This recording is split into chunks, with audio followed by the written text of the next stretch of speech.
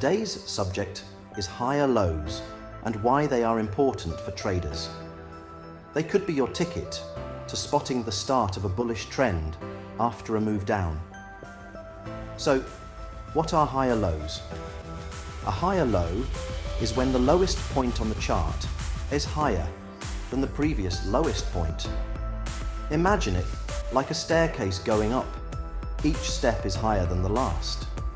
Why does this matter? Higher lows suggest that sellers are losing steam and buyers are starting to take control. This indicates a possible trend reversal from bearish to bullish. In simple terms, higher lows can signal that the market is gearing up for an upward move after a move down. So next time you're analyzing charts, keep an eye out for those higher lows.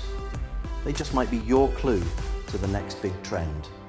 Happy trading, everyone.